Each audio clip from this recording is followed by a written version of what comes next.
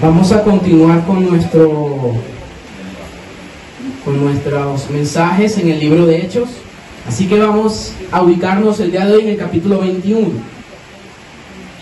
El capítulo 21 de Hechos, los versos del 1 al 16. El título que el Señor hoy le ha puesto al mensaje es: que se haga la voluntad del Señor.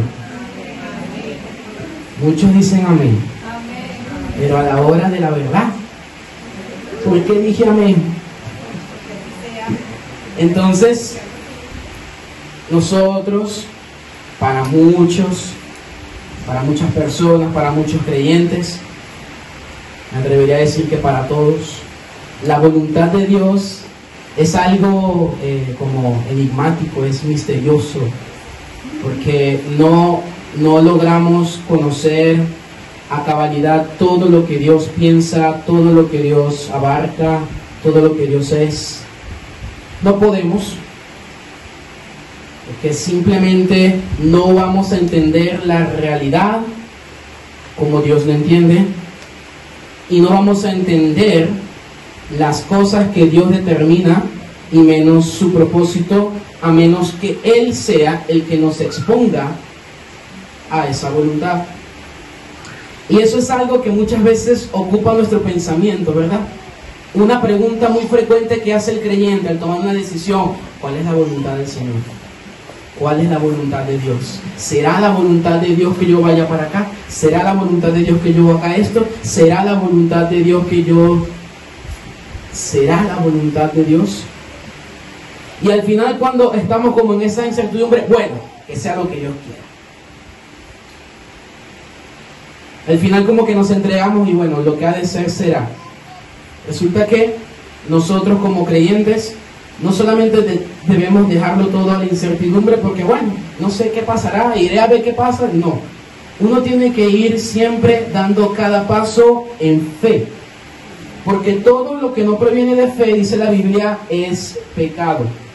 Si lo que yo hago delante de Dios no lo hago por convicción, estoy faltando con mi confianza a Dios.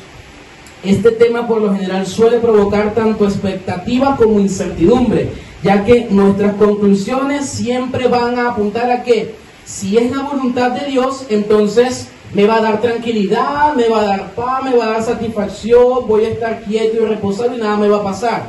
Al contrario, todo me va a salir bien. En serio. ¿Y qué si te dijera que la voluntad de Dios sobre tu vida va mucho más allá de lo que tú consideras como tu bienestar y tu tranquilidad? Si va mucho más allá de eso, ¿qué? Si realmente no estarías en un momento como tú quisieras, tranquilo y sin ningún problema, ¿es o no es la voluntad de Dios? Nos vamos a encontrar, hermanos, en el pasaje que hoy vamos a meditar, con varias personas que se enfrentan a la misma revelación de la voluntad de Dios, pero con diferentes interpretaciones en cuanto a la acción. La voluntad de Dios, iglesia, es una sola. Él no tiene ni dos ni tres voluntades. La voluntad del Padre es una sola, es inmutable, no cambia, en el cual no hay mudanza ni sombra de variación, como dice Santiago, ¿cierto?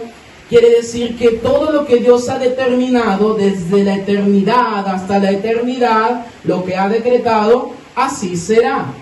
Y nadie podrá cambiar eso. A la luz de este pasaje, realmente vamos a ver que siempre la parte difícil está el saber, a la luz de lo que puede pasar, qué debo o no debo hacer. ¿Qué puede pasar? Esto va a suceder, como vamos a ver en el capítulo 21. Dios ha mostrado qué es lo que va a suceder. Ahora, ¿qué debo yo hacer o qué no debo hacer a la luz de eso que Dios ya ha mostrado? Eso es lo que hoy vamos a conversar. Ahí es donde muchas veces cuestionamos la voluntad de Dios en nuestras vidas, pues tenemos la idea equivocada de que la manera en la que Dios hace las cosas debe ser la manera en la que yo haría las cosas. La manera en la que Dios obra no es la manera en la que yo como ser humano pensante obraría. Al final del día, hermano, la voluntad soberana de Dios se va a cumplir, quieras o no, y nuestro papel es aceptarla, abrazarla y obedecerla.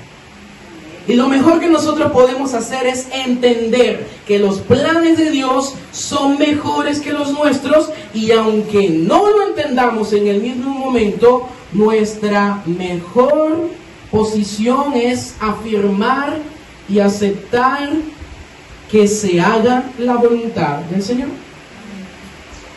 De eso hoy vamos a hablar.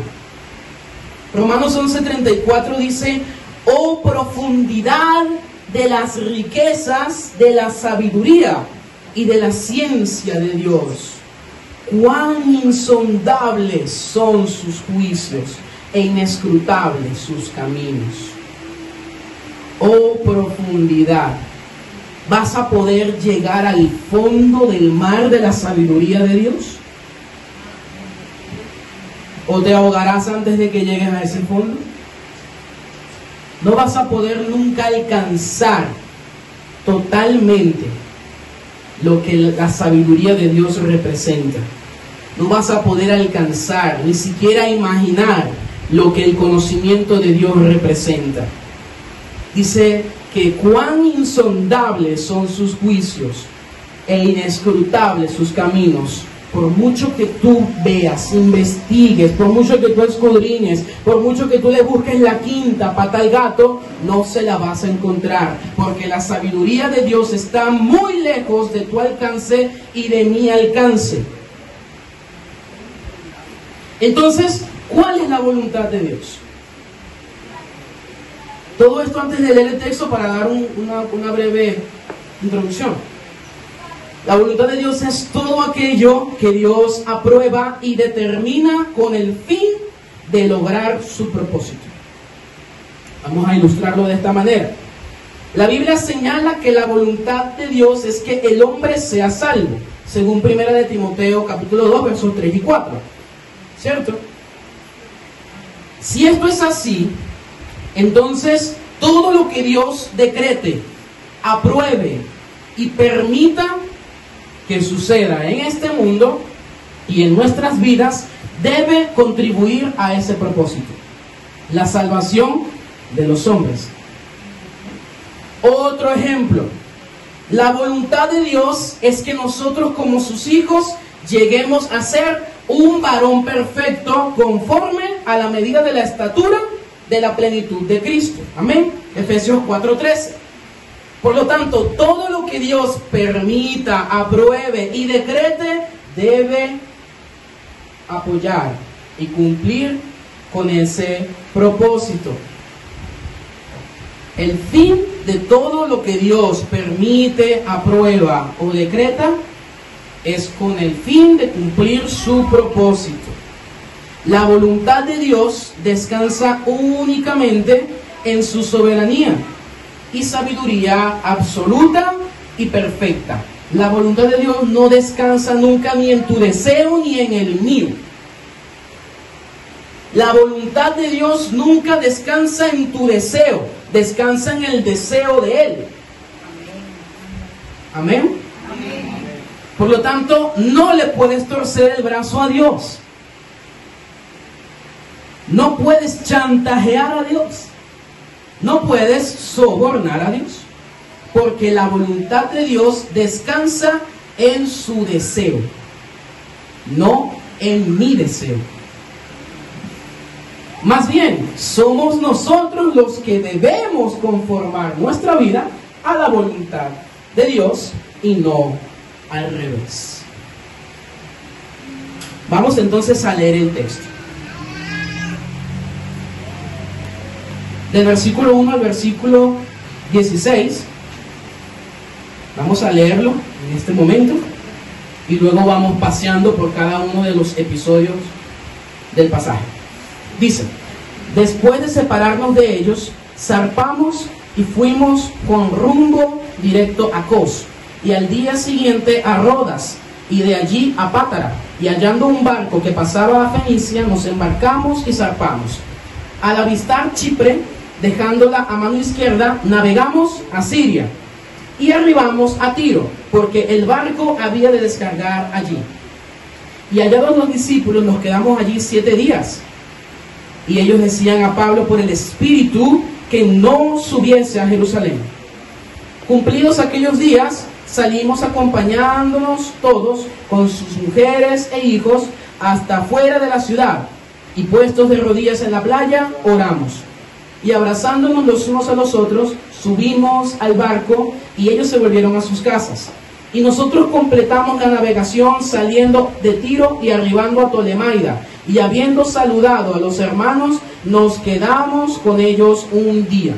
Al otro día, saliendo Pablo y los que con él estaban, fuimos a Cesarea, y entrando en casa de Felipe el evangelista, que era uno de los 7, posamos con él.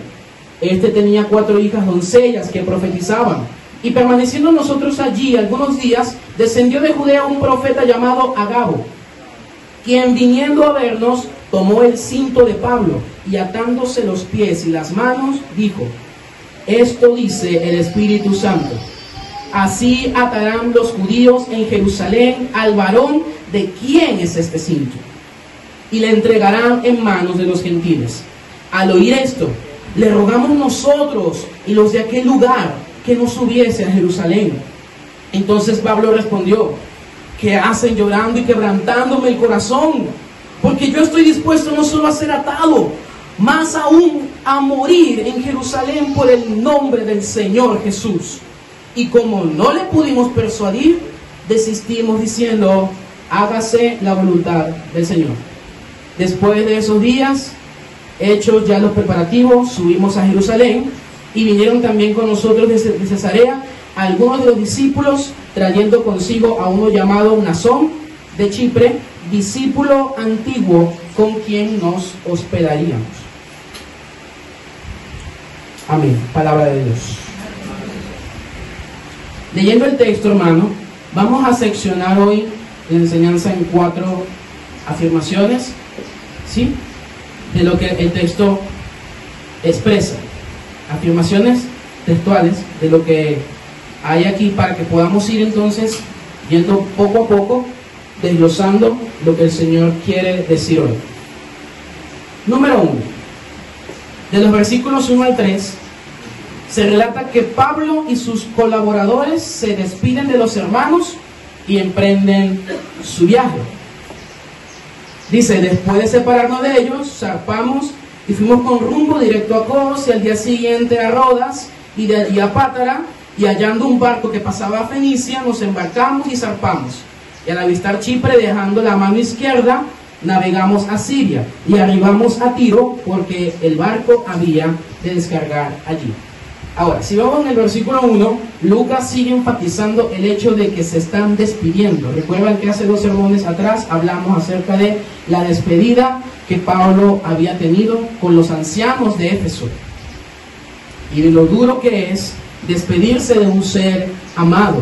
Bueno, también aquí sigue reforzando Lucas el hecho de que Pablo se está despidiendo de los discípulos porque no los va a volver a ver.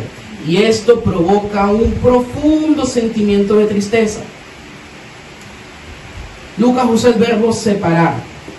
Literalmente significa arrancarse uno del otro. Arrancarse uno del otro. Cuando tú arrancas algo, ya no se une otra vez, ¿cierto? No puedes volverlo a pegar. Lo que está pasando aquí es que la realidad del asunto es que ellos están arrancándose porque más nunca se van a poder volver a unir. No van a volver a verse más. Esto implica realmente lo difícil que fue para Pablo dejar a los hermanos atrás. Y es necesario entender y empatizar con la historia en este momento para comprender los sentimientos y acciones mostradas en el texto. En el capítulo 20, ellos abrazaban a Pablo y lloraban con él, porque sabían que lo que Pablo decía era verdad. El Espíritu ya lo había mostrado, y de hecho lo va a seguir mostrando. Pero entonces imagínate realmente tú en esa posición y entenderás un poco el sentimiento de los discípulos de no querer dejar ir a Pablo. Ellos están abrazados, y ponte en ese lugar cuando no vas a volver a ver a un ser querido y sabes que de este lado de la gloria, de la eternidad, no lo vas a volver a ver más, y lo abrazas y no lo quieres soltar. Así se sentían estos hermanos. Pablo había pasado muchos momentos buenos, malos, tristes, alegres, gloriosos con ellos, y ha llegado el momento ¿de qué? De separarse. Y es duro separarse de tu ser amado, pero aún en el dolor y la tristeza, Dios también está presente. Parte de la voluntad que Dios tenía para Pablo incluía separarse, incluía dejar atrás, incluía arrancarse, ser arrancado. Seguramente es necesaria la separación para que Dios pueda cumplir el propósito de su voluntad, así como el caso de Pablo. ¿De qué Dios te está arrancando? ¿De qué Dios te está separando? Y tú no lo quieres dejar ir. Hay muchas cosas en nuestra vida a las que nos aferramos, y eso lo que va a hacer es frenar en nosotros el propósito de Dios. Iglesia, a veces hay que zarpar, hay que separarse, hay que dejar atrás. Por muy duro que sea y por mucho que cueste, si la voluntad de Dios es separación en ese momento, lo que usted dijo al principio, amén, que así sea. Segunda afirmación, Pablo recibe la primera advertencia. Estamos en los versículos del 4 al 6. Dice: y hallados los discípulos, nos quedamos allí 7 días. Y ellos decían a Pablo por el Espíritu, anote esa frase, decían a Pablo por el Espíritu, que no subiese a Jerusalén. Cumplidos aquellos días, salimos acompañándonos todos con sus mujeres e hijos hasta fuera de la ciudad, y puestos de rodillas en la playa, oramos, y abrazándonos los unos a los otros, subimos al barco, y ellos se volvieron a sus casas. Pablo está en la ciudad de Tiro, porque allí habían de descargar algo y tenían que quedarse por unos días. Y por eso Pablo va y se encuentra con los discípulos. Los discípulos de aquel lugar le decían a Pablo, notó la frase por el Espíritu, que no fuera a Jerusalén. Pero resulta que en el capítulo 20,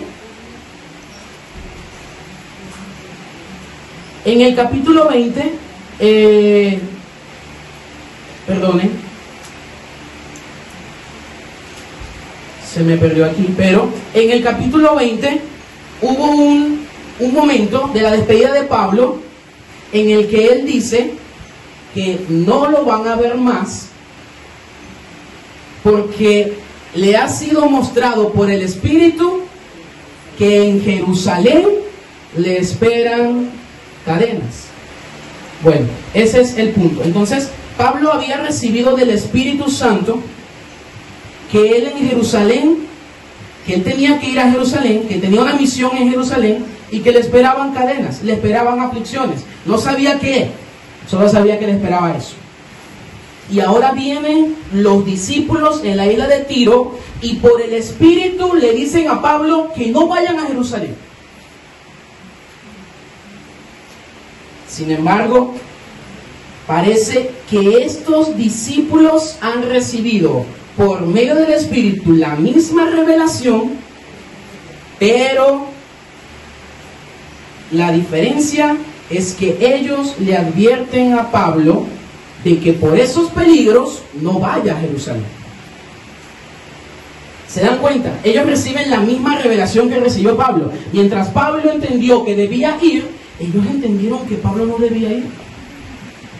Entonces estamos como en una dualidad. Entonces, ¿cuál es la voluntad de Dios? ¿Voy o no voy? Entonces, ¿sí o no? Me espera esto, pero entonces, ¿voy o no voy? ¿Lo hago o no lo hago? Unos me dicen que sí, otros me dicen que no. Usted debe entender lo que los discípulos sienten por Pablo, un amor entrañable. ¿A quién de aquí en esta sala le gustaría que su ser querido sea expuesto a aflicciones y a sufrimientos? Nadie. Ellos tienen esa revelación del Espíritu Santo. ¿Y qué es lo que hacen? Pablo, no vayas. No vayas.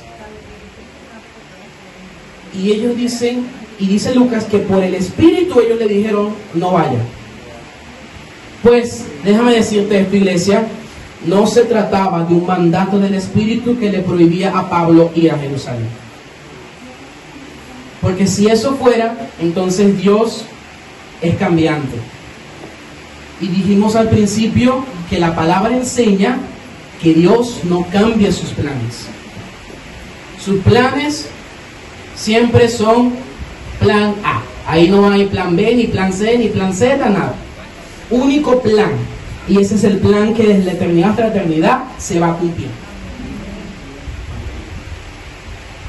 Es comprensible, hermanos, que los discípulos trataran de disuadir a Pablo. Por eso mismo, es un sentimiento normal. Mostramos empatía por los demás. Somos seres emocionales que mostramos empatía ante el sufrimiento de otro. No queremos ver que ellos sufran. Sin embargo, hermano, la misión de Pablo a Jerusalén le había sido dada por el mismo Señor Jesús y no va a estorbarlo para abandonarla. ¿Ustedes creen que el Señor va a estorbar su propia misión? Nunca. Amén, varón, amén. Nunca el Señor va a estorbar su propia misión. Él nunca va a estorbar su propia voluntad. Entonces, ¿qué garantía tengo de que Dios es confiable? De que sus planes son perfectos, de que su sabiduría es absoluta. Si a cada momento me está cambiando los planes, a cada momento me cambia el rumbo, me cambia la brújula, ya no es al norte, es al sur. ¿Qué garantía tengo yo de eso? Si Dios no fuera fiel a sus promesas, ¿qué garantía tengo yo para confiar en un Dios así? Pero mi Dios y su Dios no es así. Algo similar, hermanos, sucedió entre Jesús y Pedro. A Jesús le era necesario descender a Jerusalén para ser entregado. ¿Y qué hizo Pedro? Le quería estorbar. Le dijo, Señor, que tal cosa no te acontezca. ¿Qué le dijo el Señor? Apártate de mí, Satanás, porque no pones la mira en las cosas de Dios, sino en las de los hombres. Me eres tropiezo. ¡Wow! Hermano, el verso 5 muestra que Pablo, en vez de hacer caso a la petición de los discípulos, al final de esos días los reunió a todos, se arrodillaron y oraron. Puestos de rodillas en la playa, oramos. No se ve a un Pablo dudando o a un Pablo incrédulo con incertidumbre. Bueno, Señor, entonces tú me dijiste que fuera y yo sé que me espera ya cosas feas, pero ahora me estás diciendo que no. No. Pablo no asume esa postura. Pablo asume la postura correcta. Oración. Oración, hermano. Oímos tantas voces durante el día para buscar la voluntad de Dios, menos la voz de Dios, que es el que ha marcado su voluntad. Esperamos siempre recibir una respuesta positiva a eso que yo quiero. ¿Y si es negativa? Espero siempre lo mejor. ¿Y si es lo peor? Espero quiero siempre lo bueno. ¿Y si vienen cosas malas? ¿Cuál es la voluntad de Dios? ¿A quién le creo? Era natural, hermanos, para ellos orar. En toda situación. Pablo sigue su viaje. Él sabe que tiene una misión. Iglesia, usted realmente tiene una misión aquí y no puede dejarse influenciar por voces externas, aunque lo amen mucho. Si Dios le ha marcado algo en su vida, debe seguirlo. Debe entender que Dios no le abandonará. Dios no le desamparará. Debe ser para nosotros un consuelo. Él sabía que tenía una misión. Aunque sus amigos preocupados pudieron haberlo estorbado, él siguió adelante. Va a haber personas que, creyendo que lo hacen por tu bien, estorban en el plan de Dios. Estorban en el propósito de Dios. Es mi amiga de toda la vida, de todo el alma, pero te va a estorbar. Te va a estorbar. Es que mi papá sabe que es lo mejor para mí. No. No más que Dios. Él te ama y no quiere que te hagan daño, que sufras, que te pasen cosas malas. Pero Dios sabe que aunque eso venga, vendrán días de victoria. Días de gloria para nosotros. Tercera afirmación. En los versículos 7 al 12 vemos que los discípulos le ruegan a Pablo que no vayan a Jerusalén. Ahora ya no está en Tiro, está en Cesarea. Ya está aproximadamente a 100 kilómetros de Jerusalén. Está a una montaña. Está a una montaña de Jerusalén. Los versículos 7 al 12 dicen: y nosotros completamos la navegación saliendo de Tiro y arribando a Tolemaida, y habiendo saludado a los hermanos, nos quedamos con ellos un día, y al otro día, saliendo Pablo y los que con él estaban, fuimos a Cesarea, y entrando en casa de Felipe, el evangelista, que era uno de los 7, posamos con él. Este tenía 4 hijas doncellas que profetizaban, y permaneciendo nosotros allí algunos días, descendió de Judea un profeta llamado Agabo, quien viniendo a vernos, tomó el cinto de Pablo y atándose los pies y las manos, dijo: esto dice el Espíritu Santo. Note otra vez y subraye esa frase. Esto dice el Espíritu Santo: así atarán a los judíos en Jerusalén al varón de quien es este cinto, y le entregarán en manos de los gentiles. Y al oír esto, le rogamos nosotros y los de aquel lugar que no subiese a Jerusalén. Ellos fueron hospedados en casa de Felipe. Felipe se le llama evangelista. Lo curioso es que a ningún otro hombre en el Nuevo Testamento se le llama así. Solamente a Felipe. Tenía el ministerio de evangelista. Él acompañó a Pablo en muchas misiones. Él compartió mucho con los apóstoles. Él fue uno de los 7 servidores nombrados en Hechos 6. Uno de los nombres que se repiten más en el libro de Hechos, o que aparecen más de una vez en el libro de Hechos. Felipe el evangelista. También es bueno, hermanos, señalar que en cada lugar a donde llegaban, los discípulos eran hospitalarios con Pablo y sus colaboradores. Y sin pensarlo, los recibían en sus casas. Y con Felipe no fue la excepción. El verso 8 dice: al otro día, saliendo Pablo y los que con él estábamos, fuimos a Cesarea, y entrando en casa de Felipe el evangelista, que era uno de los 7, posamos con él. Increíble. Felipe también tenía 4 hijas, y por lo menos Pablo viajaba con 2 o 3 personas más. Había un gentío en esa casa, ¿verdad que sí? Dijeran: por aquí se nos llenó el cuarto ya. Pero Felipe dijo: Pablo, ven a mi casa, yo te recibo. Qué maravilloso entre nosotros, ¿verdad? Practicar la hospitalidad. Mi hermano, ven, hermano, mi casa es su casa, puertas abiertas. Puertas abiertas, hermano, siempre, para nuestra familia de la fe. Felipe tenía 4 hijas vírgenes, 4 hijas vírgenes que profetizaban. Quiere decir que ellas hablaban al pueblo para edificación, hablaban a personas individualmente para edificar sus vidas con la palabra de Dios. Esa era la función del profeta en ese momento, la edificación a través de la palabra de Dios. Y se unió a ellos a los días un profeta llamado Agabo. También trabajó con Pablo en varias ocasiones.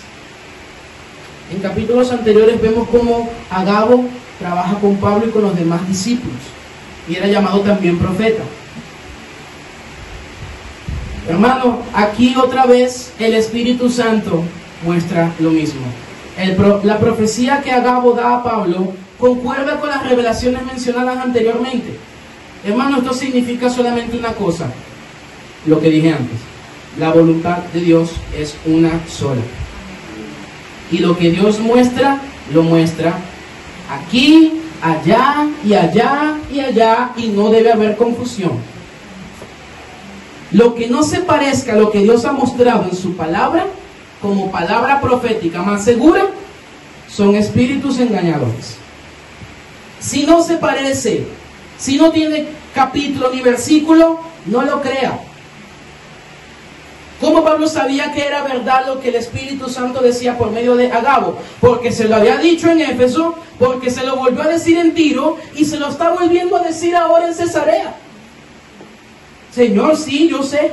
¿Y ahora? La voluntad de Dios, hermanos, era que Pablo fuera a Jerusalén. Pero ¿sabe qué? No a sufrir. Yo te voy a mandar a Jerusalén para que sufra. Qué vacío.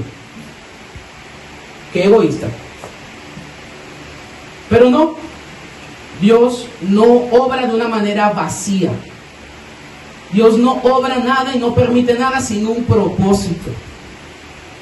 Sino que Él debía ir a Jerusalén aunque le tocara sufrir. Porque más allá del sufrimiento estaba la misión que Pablo tenía en Jerusalén. Uno siempre ve: Señor, me trajiste aquí para sufrir. No. Dios no te trajo aquí para que sufras. Te trajo aquí para cumplir su voluntad, aunque tengas que sufrir. Vamos a sufrir, hermano. Vamos a sufrir. En el mundo tendréis aflicciones, pero confíen. Yo he vencido al mundo, dijo Jesucristo. Eso es nuestro consuelo. Sí, vamos a sufrir, pero el propósito es más grande que el sufrimiento. La meta, la recompensa, el galardón es más grande que el sufrimiento. Todos en la casa de Felipe ahora le están rogando a Pablo, porque Felipe, de una manera representativa o gráfica, explicó lo que le iba a pasar a Pablo. Era muy común en los profetas de ese tiempo que ellos representaran físicamente su profecía para darla a entender al que tenía que recibirla. Felipe toma el cinto de Pablo, que era como algo que ellos se colocaban alrededor para guardar ciertas pertenencias, lo toma y comienza a atarse las manos y los pies. Y así explica que van a atar al varón dueño de este cinto. Todos están muy angustiados por Pablo. Pablo, no, como Pedro, que tal cosa no te acontezca, Señor. Pero realmente le ruegan a Pablo que no vaya, y otra vez se pone de manifiesto el hecho de querer evitarle a Pablo el sufrimiento. Queremos evitar el sufrimiento. Y si el sufrimiento es la manera por la cual llegaremos a la gloria, ¿no sufriremos? Es necesario que a través de muchas tribulaciones entremos en el reino de Dios. A través de muchas tribulaciones. ¿Se da cuenta? A través. Si usted pasa a través, es porque pasó y lo dejó atrás. Lo dejó atrás, pasó en medio de ello. Estuvo allí por un momento y luego lo dejó atrás. Pablo tenía que atravesar el sufrimiento para cumplir la voluntad de Dios. Iglesia, muchas veces tenemos que atravesar el sufrimiento para cumplir la voluntad de Dios. No está mal cuando nos preocupamos por nuestros seres amados y queremos evitar que se expongan al sufrimiento. Incluso les decimos que no es la voluntad de Dios tal cosa. ¿Tú crees que es la voluntad de Dios que tú vayas allá que te den palo? Seguramente pensaron así los discípulos en casa de Felipe. Pablo, ¿tú crees que es la voluntad de Dios que a ti, que tú vayas allá a que te entreguen y te torturen y te hagan sufrir? ¿Tú crees que eso es lo que Dios quiere? Si Dios quiere siempre lo mejor para nosotros, Él quiere tu mejor vida ahora. No. Espíritus engañadores. Porque si yo creo y yo considero que Dios siempre quiere mi mejor vida ahora, me estoy aferrando a este mundo. Me estoy aferrando a esta tierra. Dios no quiere mi mejor vida ahora. Dios me quiere dar vida eterna. Con Él, en el cielo. Disfrutando de su gloria, su majestad, disfrutando de su luz. No disfrutando de lo que va a perecer. Disfrutando de lo que es eterno. Allá veo, allá voy, allá miro, allá está mi Señor. Allá está mi premio, mi galardón. No está aquí, está allá.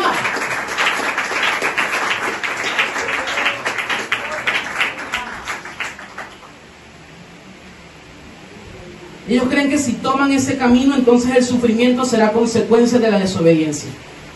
Hay personas, hermano, dentro de la iglesia también. Muchas personas son creyentes, te aman mucho, te estiman, te aprecian, pero te dicen que si te vas por ese camino y sufres, es tu consecuencia por desobediente. Hermano, lo ponen a uno a dudar. Y entonces, Señor, ¿soy desobediente o no soy desobediente? Capítulo y versículo. Capítulo y versículo. Si alguien quiere decirle así dice el Señor, que lo diga a través de la Biblia. No acepte, iglesia, que nadie venga a decir una palabra de Dios si no hay respaldo bíblico. El Señor ha mostrado lo que Él quiere mostrarnos para nuestra vida aquí en su palabra. El caso es que hay una orden dada por Dios y confirmada en varios lugares diferentes. En Éfeso, en Tiro, en Cesarea, una orden dada por Dios. En Jerusalén te esperan estas cosas.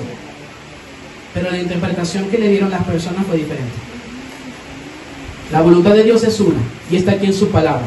El problema nuestro, hermano, es que nos sujetamos a nuestras interpretaciones y no a la voluntad de Dios.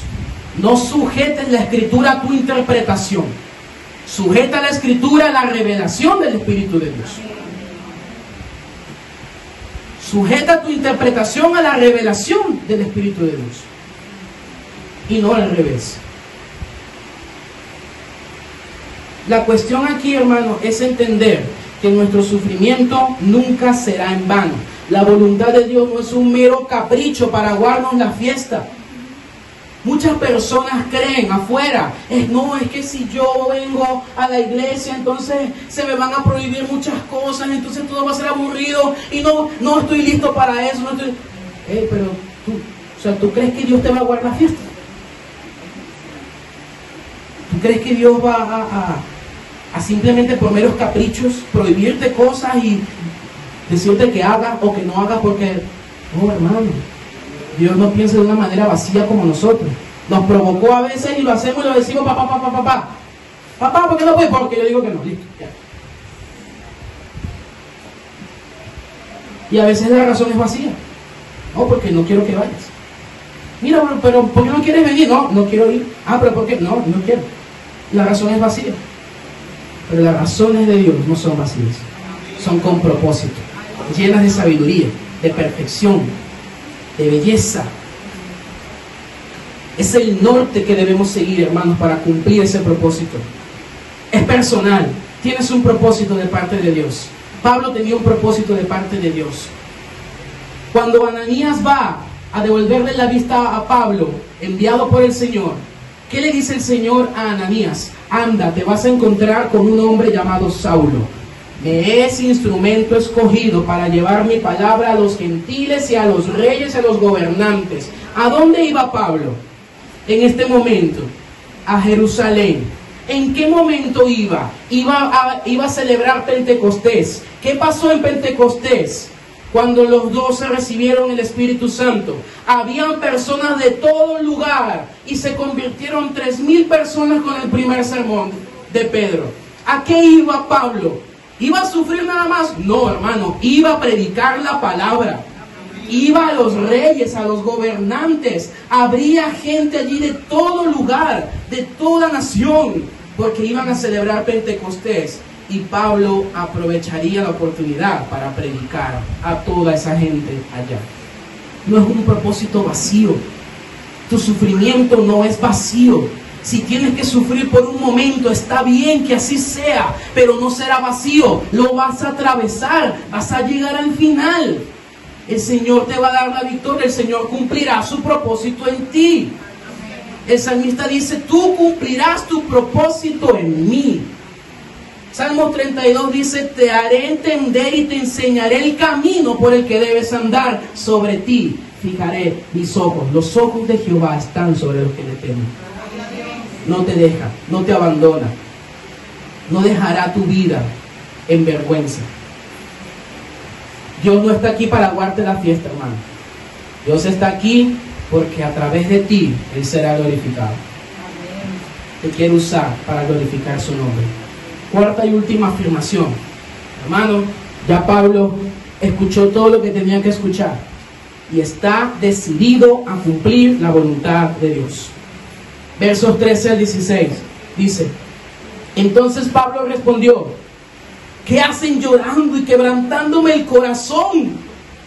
Porque yo estoy dispuesto, escuche bien, yo estoy dispuesto no solo a ser atado, mas aún a morir en Jerusalén por el nombre del Señor Jesús. Qué determinación la del apóstol Pablo. Estoy dispuesto no solamente a que me encarcelen, no solamente a que me aten de manos y pies, estoy dispuesto a morir por mi Señor. Porque para mí el vivir es Cristo y el morir es ganancia. Romanos 14:8 dice, pues si vivimos, para el Señor vivimos, y si morimos, para el Señor morimos. Así pues, sea que vivamos o que muramos, del Señor somos. Del Señor somos, hermano. Si usted vive, vive para Cristo. Si usted muere y considera que es lo peor, realmente es lo mejor. Se encuentra con su Señor. Está con su Señor. Y el Señor le va a decir, ven, buen siervo fiel. En lo poco fuiste fiel, en lo mucho te pondré. Entra en el gozo de tu Señor.